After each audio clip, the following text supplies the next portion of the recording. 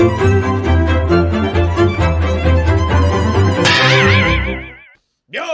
we're here, Planet Hank Live. I got my boy Tom Shoaff, the gentleman, in the building. What up, son? Not a whole lot, man. What's happening with you? Nada. Fucking early morning, getting that protein in, having some fucking coffee. Sir. So you got the call to calm you to fuck down from the promotion, pretty much. Yeah, pretty much. That pretty much sums that up. Yo, yeah, I couldn't have said it any better. Yeah, we were getting pissed. I mean, right along with you, the fans and the press, we really kind of did a blitzkrieg with you. People were pissed. We weren't having it. We were saying, dude, get Shoaff a fight now. Yeah. No, it honestly, it made me really, really good. I was really glad to be able to kind of take a hiatus from the social media for a little bit. Come back on the night that I was supposed to fight and make 3 comments and have a shitstorm go their way.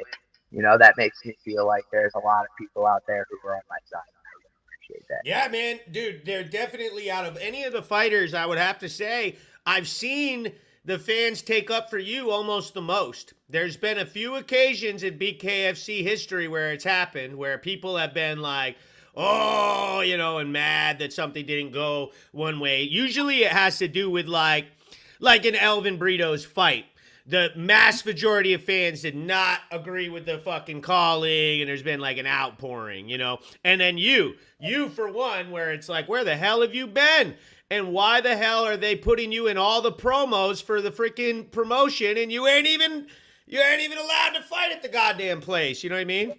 Thank you so much for saying that, because that has been one of many points that a lot of people have brought to me.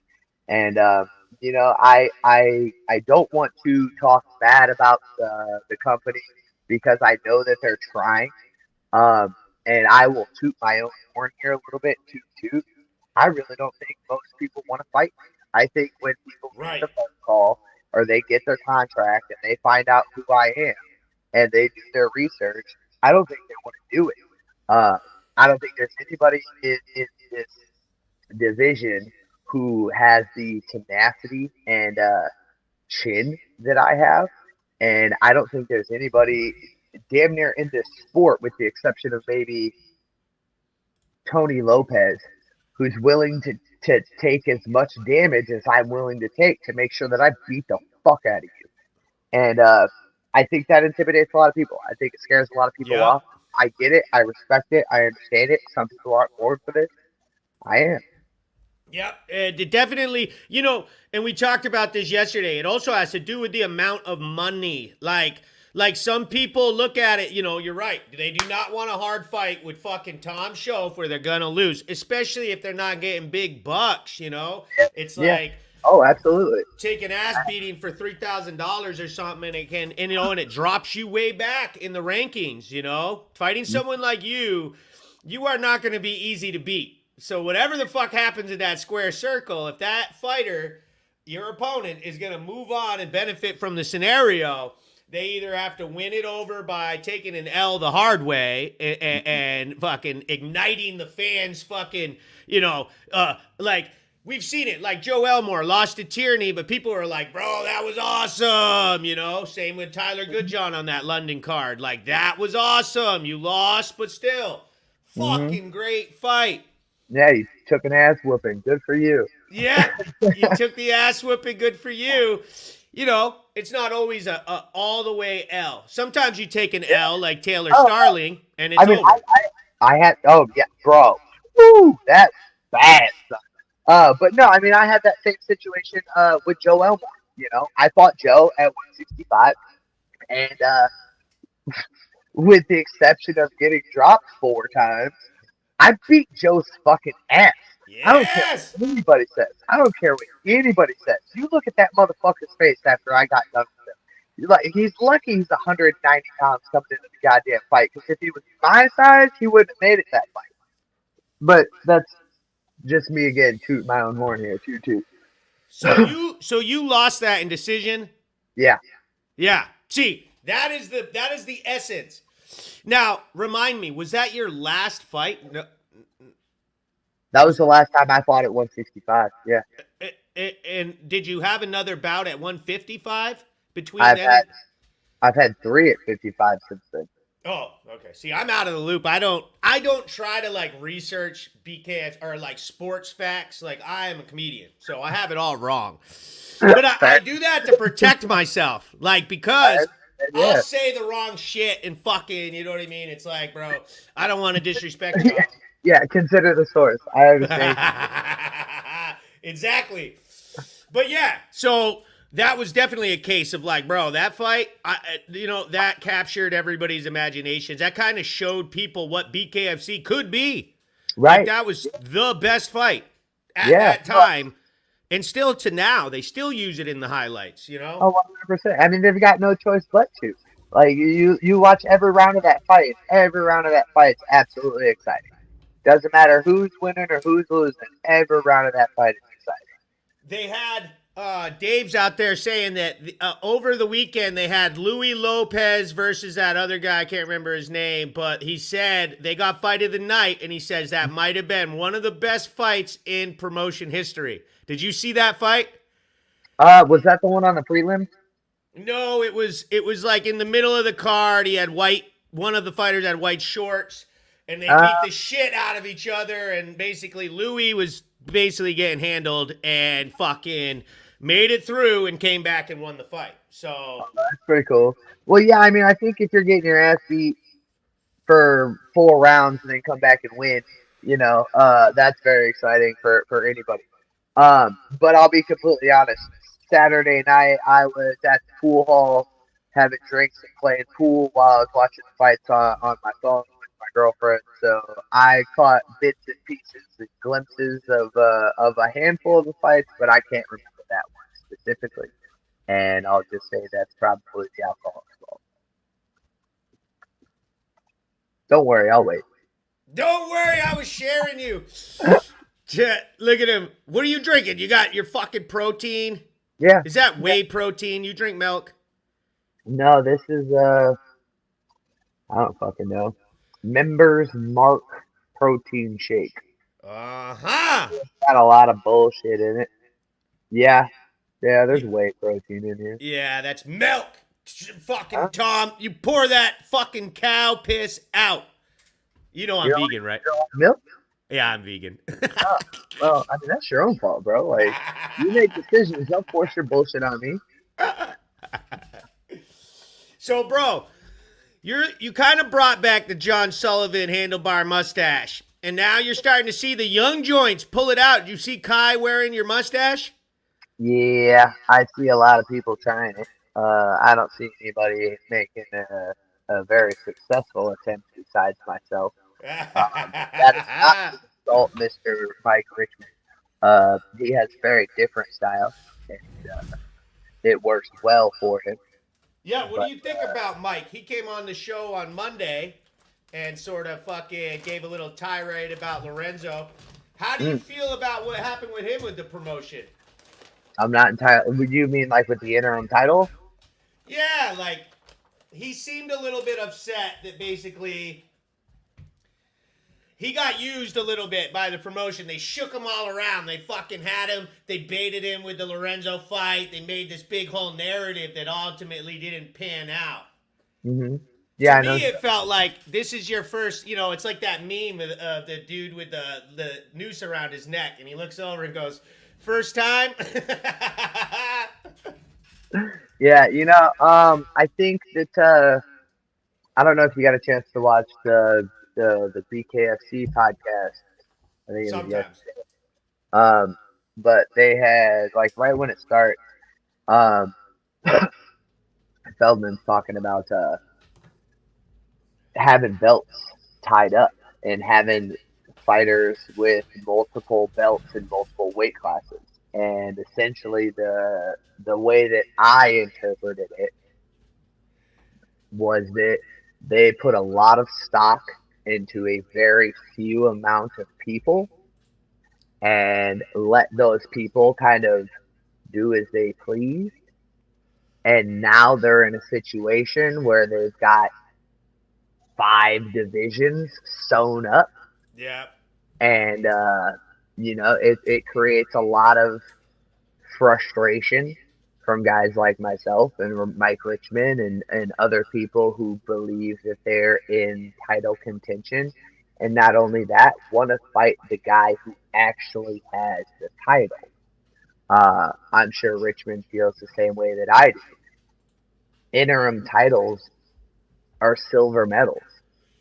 Like they're not. Facts. That's not the belt. And as much as I respect anybody who fights for an interim title, anybody who maintains and then becomes champion, for me personally, and I'm sure for a lot of other people, you still feel like second place unless you beat the guy who actually had that belt. So I think it's just I think they got themselves into a bit of a pickle early on, and now they're doing their best to work themselves out of that. Yeah, I feel the same way. That's like I had Dave on the show a couple months ago leading up to Tampa, right? And he talked about it, and you know how Dave is. He can fucking try to like swirl his narrative around, but he just said, he admitted to it. He said, yeah, this is growing pains. He goes, I have made some mistakes. I didn't do everything perfect. And I asked him, I said, what about Hector Lombard? And he was like, no, I'm stripping him. I can't get him to, come back. And and he kind of clarified a lot of the problems for Lorenzo, who was watching, and Hero and the guys that were caught in that mixture. That show proved to be like, there you go. There's all the information that everybody wanted to get their division sorted out, because you're right. 85 to 205 was fucking no man's land all summer. Like, what the fuck is happening? Like, if you go to the lobby and throw a water bottle at somebody, you're the champ, pretty much, Like, yeah, that's what we're doing. Yeah, it got to the point for a while there when I was convinced that, and there's nothing wrong with it if they wanted to do it, but I was convinced that the BKFC was like only promoting heavyweights. Like they were trying to get back to the good old boxing days where the heavyweight king of the world. It's like, all right, man, I guess us little guys are just gonna have to sit back and wait our turn. Yes, the little fighters never get any love, and I'll tell you, sometimes, like honestly, I feel like just a little bit lighter than heavyweight is the perfect weight for bare knuckle. The action, the blood, and the cuts. I feel like me personally, I like 55 to 85. I feel like the fighters have the endurance. Like at heavyweight, sometimes the fighters end up gassed, or it's like, first 2 rounds, it's a deal. And at the lower weights, I don't know. The lower weights have been on fire lately with Dodson out there. They've been doing the work. Now, I don't know.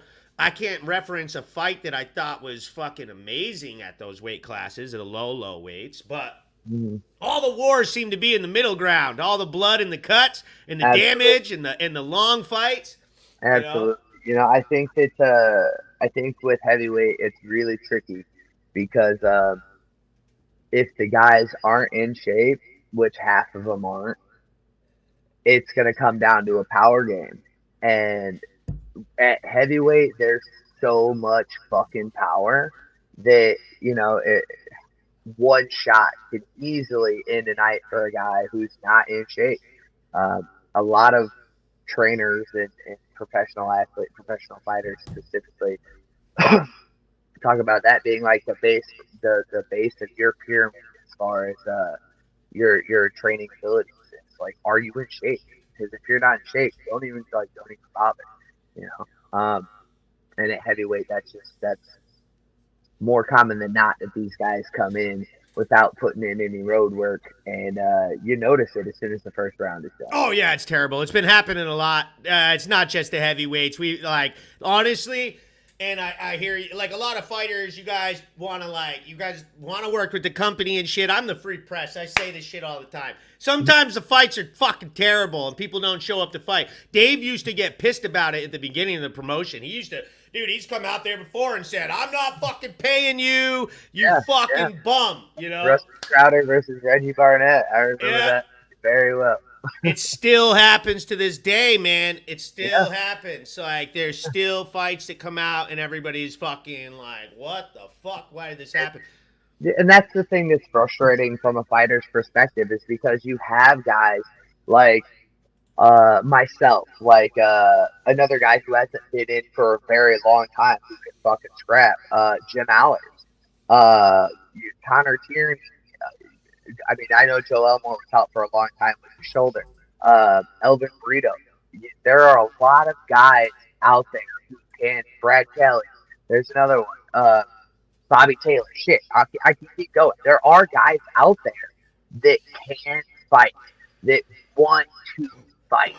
And instead of getting these known guys that want to come out and compete and put on shows, they continually bring in people. And I get it, you need new blood, so on and so forth. But like, do some background information. Like, go like tell this guy to send you a video of him at the gym training, like something, man. Because you get some of these guys who come in, and it doesn't matter the weight class. It goes from the smallest to the biggest. You get some people who come in, you're like, who the fuck is this person? And who the hell allowed them to do this? Like, and again, that's not me trying to insult the company. These people are signing up to fight.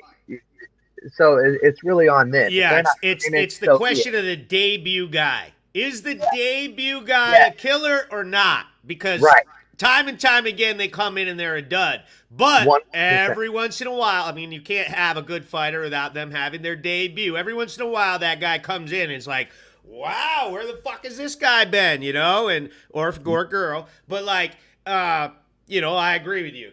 I feel like we're dealing with a named veteran that we all have a following, like yourself, versus are you better than somebody who has never boxed bare knuckle before and they're playing that card up like, oh, well, we don't know yet. Dude, there's ways to figure out if it's a can or not. Yeah. There definitely been mismatches lately, you know? Yeah, and again, it's one of those, promotionally, I'm not saying it's right, but I'm saying I can't understand. One, you kind of need bodies. Not like need bodies, but you want fresh meat. You want new people coming in there. And you also want highlights, you know? So if this guy doesn't want to train and doesn't want to take it seriously and come out and get his fucking face rearranged, so be it. You know, you signed a contract. You're a professional. Get after it. Yeah, get it done. I mean, I don't hate on them for trying. It's frustrating. It can be. I can see both sides of the coin because with someone like you want to say a fight like that does me no good. What does it do for me in the rankings or in my career? Or how am I going to get more money and get that belt? Okay, how am I going to get more sponsors if I'm fighting somebody without a following? You know, etc. So it's like two classes of fighters. And I've been focused on this for the last few months. If you've been following along my show, I've been giving a lot of light recently to fighters who do not have a following. That some people have messaged me and been like, what the fuck are you doing? Why are you putting all these new joints, these 125ers, these guys who have one fight or say they have one loss? And now they're having 3-4 podcasts, and now they're having fans and all this shit. And it's because we have a division in the rankings, and I identified it. Some of the fighters who have a name and a following, and it's a very small portion, they start acting different. They get an ego. They don't need to fucking go in the media. They already have their next fight lined up. They don't need that. They can they go live and do their own show. They have fucking, big names. And it doesn't necessarily mean they can beat the new guys, you know? It's like the new guys that start coming up and nobody knows who the fuck they are and they're savages too. And it shakes shit up, you know, and it's vital to the sport. You cannot grow one little population 10% of the fucking roster and fucking they have names and they get promoted and all the good fights and all the others are just cannon fodder. I feel like he did that for years. I feel like the first 3 years he did that and now it's turning over on its head where it's like, dude, there's not enough names. There's not, it's endless new guys. And yes, the this new guys thing has to stop. But I wanna caveat of what you said a second ago when you're talking about how a couple of years into this, now it's kind of turning into something else. Um, and I'm gonna use myself as a perfect example because, like you said, everybody needs a debut. Everybody, if you're gonna do this sport, you gotta have your debut. I fucking lost my. I got knocked out in the first round. Now, Yep. granted, me and Diego beat the fuck out of each other, but he knocked my ass out. Um, I was fortunate enough to get a rematch against them almost right away. It was like 6 months later, I think. And I was able to get my win back and kind of establish that I was a contender, so to speak. And then I had two more fucking losses. And credit to them, they stuck with me and helped me out in the sense of like they knew my potential and allowed me to get to my proper weight class. And now I'm on this 3 fight winning streak, and I really am interested in having that title. I really do think that I'm in contention for to have that belt around my waist. And I think that fighters like that are fighters that they need to start having names for. Same with like just speaking on my weight class specifically. You could look at like Trey Martin and Bobby Taylor. Both of those guys have come in, fought for the titles, lost, had some rough patches, and now made a name for themselves in this sport. Before I started in bare knuckle, nobody knew who the fuck I was. I was an MMA fighter. I had an 11-4 record, but I wasn't any sort of famous in any way, shape, or form. I started fighting for bare knuckle, started on Instagram, and now I've got a quote unquote following. And people, I'm famous, quote unquote, because of bare knuckle. And I think that the company should start promoting people like that more because we do have our own stars. We do have our own people that were unknown before this organization and then came in and had a following and now have people listening to It's them. like they push one fight per card. I've like noticed that. It's like they'll send the TV crew and do a big push. So it's like as if it's like a little business plan and Dave's got, all right, so here's the funding for this card. I'm going to go and make a video for the main event. Then they have that promo video on file that they did that media work. Now, when the next fight happens that you're relevant and all, they kind of start to rehash that. But if you've never made it that far yet, it's hard for they don't push a guy like that. They don't. Yeah, It's like some yeah, fighters they do, some fighters they don't. I mean, like Christine Ferreira, for instance. Like, dude, she's the best. There's no question. yeah. You Her, never her see a story, fucking Ferreira promo. yeah, Ever.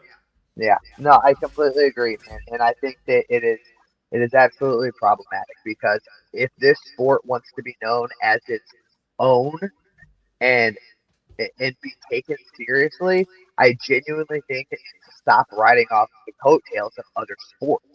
And what I mean by that is stop getting fighters who have already had stellar careers in other organizations to come over just to sell tickets. Like Yeah, I get, like I get that you need revenue, but you could spend one you could spend John Dodson's paycheck probably right. on promotion for the fighters you already have and probably generate just as much revenue and still take care of your fighters, guys who started in your organization. But again, I'll say the same thing I Yes. said on Facebook. Yes. You call me You got biased. Paige I, Vanzant's paycheck could ah, finance the fuck, promotion of dude, all of for the a year. BKFC fighters. You know what I For mean? for absolutely, dude. And I get it. She brought sponsors and she's famous and Instagram this and fucking OnlyFans that. Okay, cool, got it. But if you want to be fucking taken seriously, in my opinion, you need to build your own fighters. Stop pulling these people from other organizations who have already had great careers. And that leaves him, like, honestly, I feel like In some cases, it works. It worked with Mike Perry. Now he's over here main eventing and everybody loves him and it was flawless.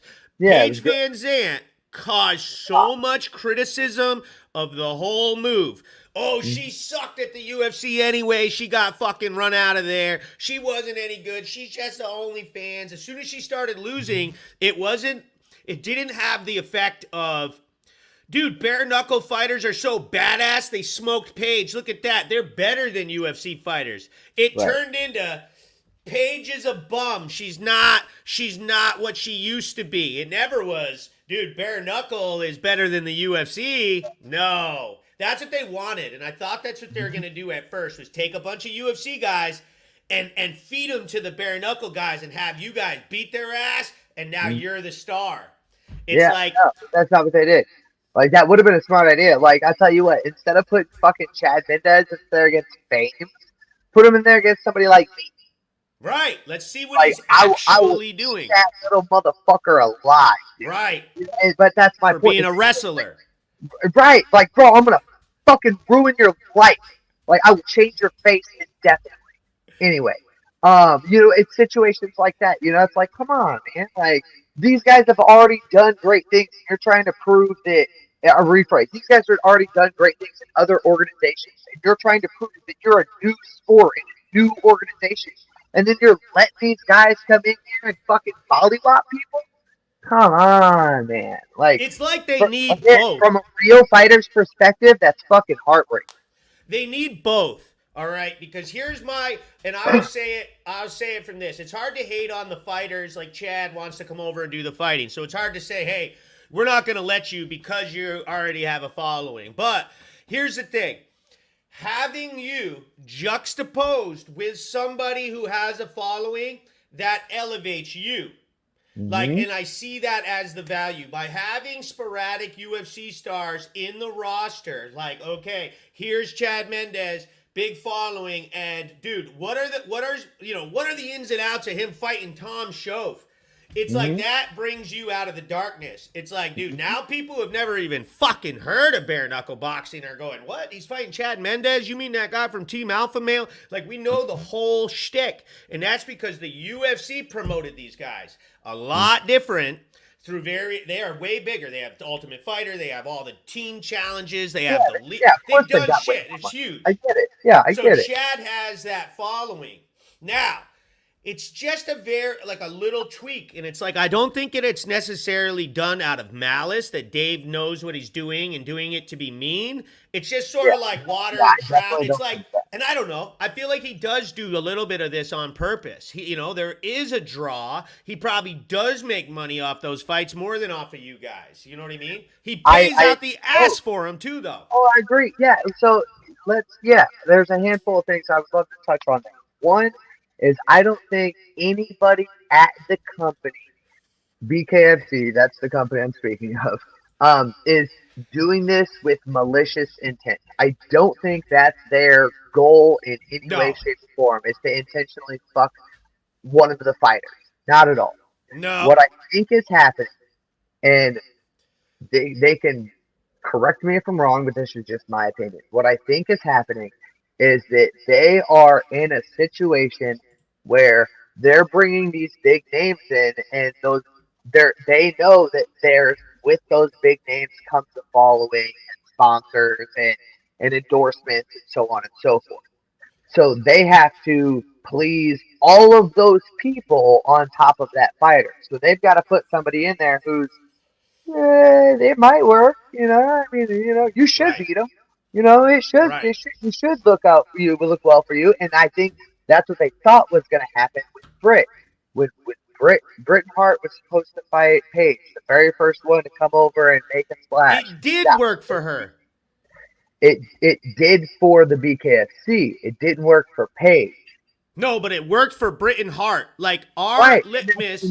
Right, yes. And if they would have promoted it that way, like, look at what our fighter did to a former. They kind of did, because Britt and Hart is a superstar in BKFC fan community. Like, she is. She went from the girl from local boxing who was fighting that. Remember, she was fighting that, she lost to Misfit, and her only win was off of that Randine and shit, and like people, I mean, I was one of them. I fucking made fun of her for a fucking year, you know what I mean?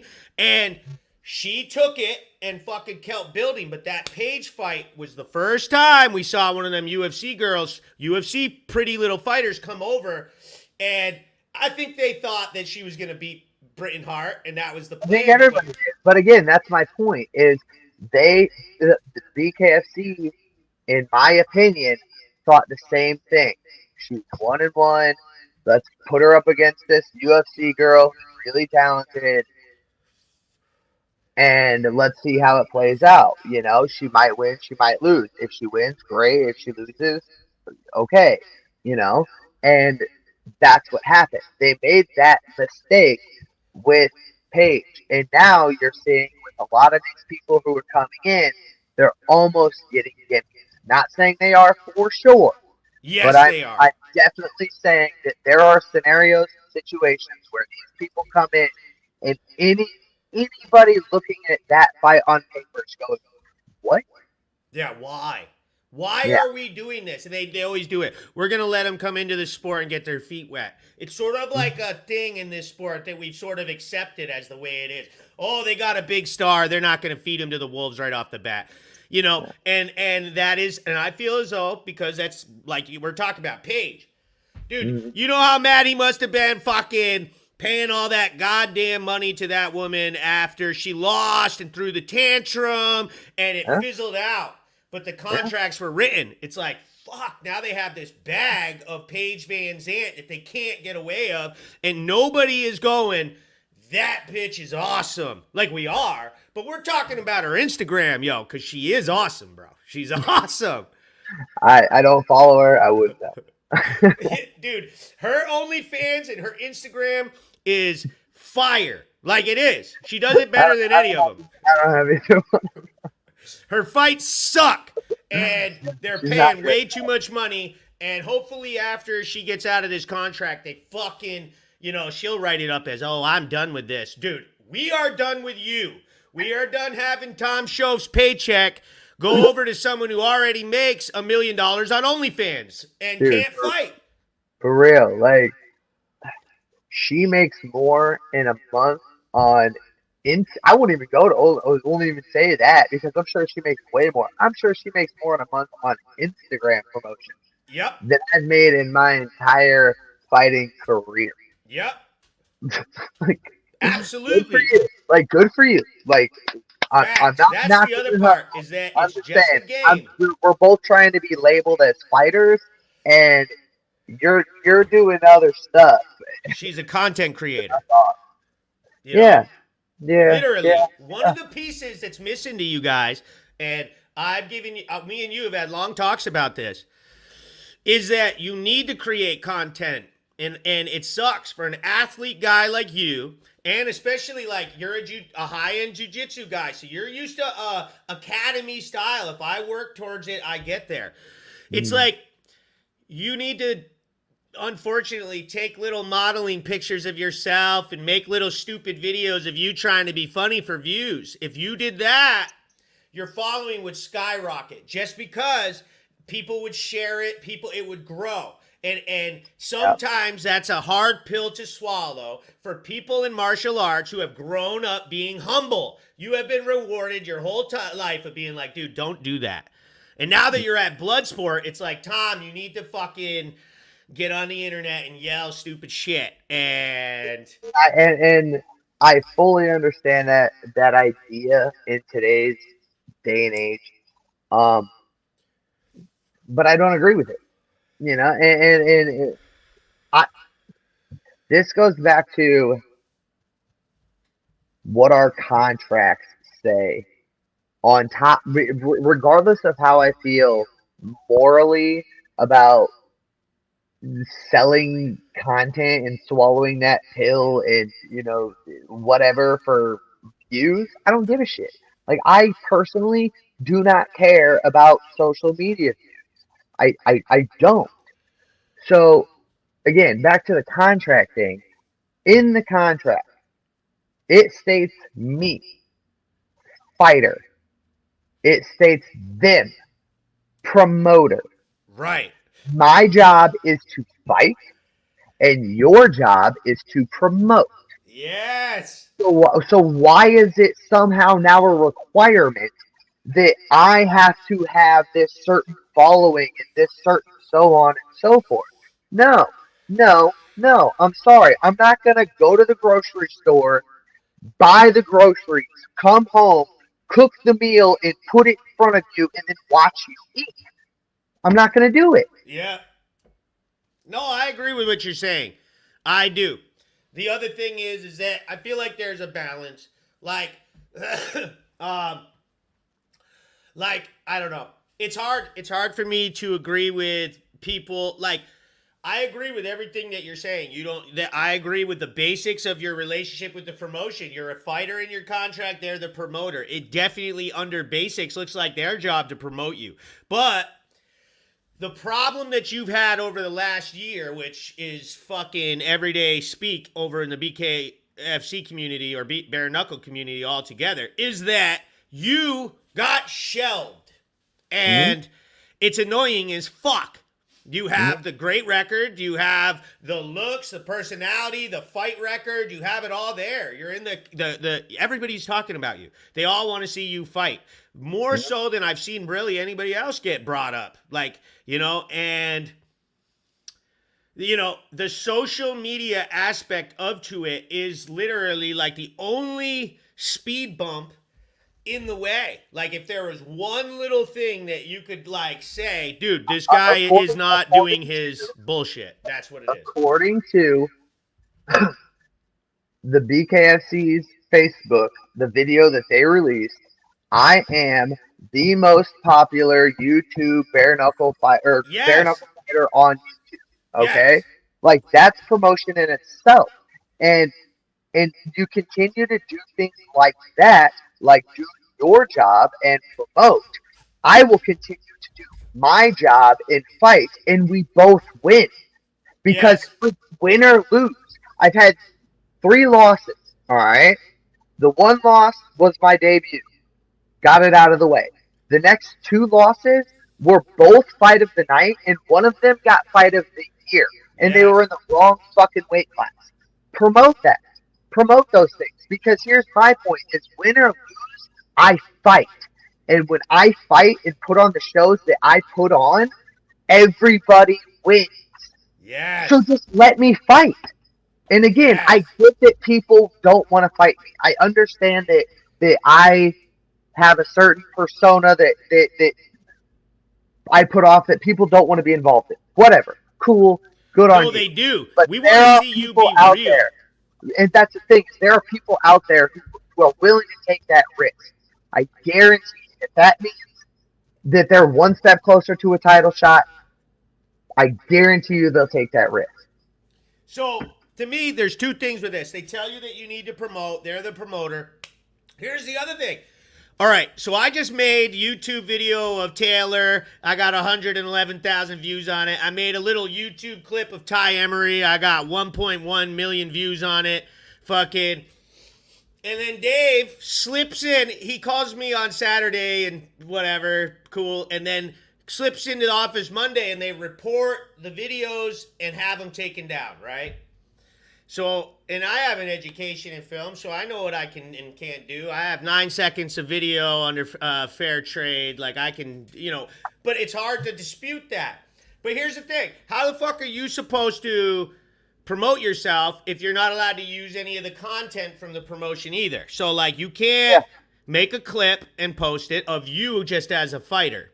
So it's like, what you're saying is they should post it and post my fight clips, and now we're going to promote. The problem is, like, I don't know. They want you to promote, but you can't make a highlight reel of your fight. You can't Yeah, I make can't a use it in my walkout video. You can't do use it. shit. Yeah, I can't The use only it thing yet. left is to go on podcasts, and you're doing great. Dude, the comments right here are like, dude, we have like a whole entire revolutionary war going on right here. People are like with it with Tom's show. Dude, the fucking freedom of the promotion. And like, bro, they're going off. This is great promotion. Good. I think that there's this pressure to pull the Lorenzo Hunt, and guys like you don't like it. You're not going to go throw a tomato at someone. what your promotion needs to look like is you being doing what you're doing right now, saying this, saying the truth. This is what I do, and I go on people's podcasts. That's how I you do talk it. about how I feel. I'm honest and I'm open with people. I don't get into contractual specifics because frankly I'm not allowed to. But I'll express how I feel and I express my gratitude and so on and so forth, like the positives and the negatives. And People I feel like like that. that's what people want. Like people are so Yes. sick. We've been dealing with fucking reality TV for the last 20 goddamn years. people are so Yeah, like sick of face shit. animated bullshit and the Kardashian shows and so on and so forth. It's like they want to sit down and listen to somebody actually express what's going on in their head, and that's what I do, and that's what sells. Like you said, there's a revolution going on in the comment section right now. Like it's because I'm saying what I feel is true. That's You what know, I do. I'm the free press. right? I have always pushed back against the narrative bullshit. I think that honestly, the promotion is like CNN, like they want to censor Hank. They've always tried. They're taking my videos down, not yours. They're coming after me for allowing this to take place. We're criticizing them, and they don't like that. And hey, you're an employee of the company. You're not trying to bash them or be mean. I'm not trying to either. I love the product that they have. We're talking about fucking sports. We're supposed to be able to do that. But I exist because I just say it as it is. If I didn't, if I was fake about it, this show would be gone.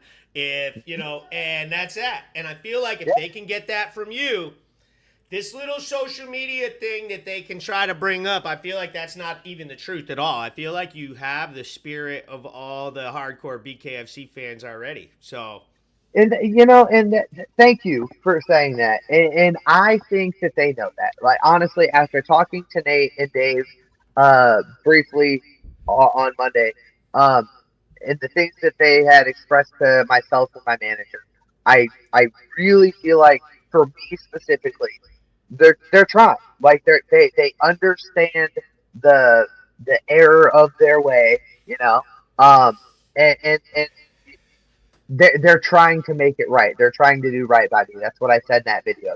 Like they're yep. trying to do right by me, and I really appreciate that.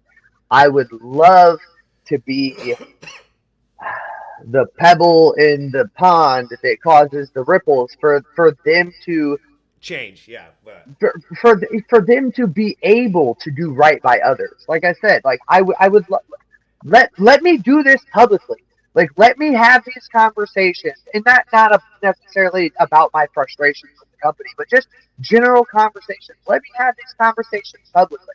Put me in front of a handful of people. Put me on your promo videos doing this, and I guarantee you, people will watch. yeah, People will want to see want to see me fight.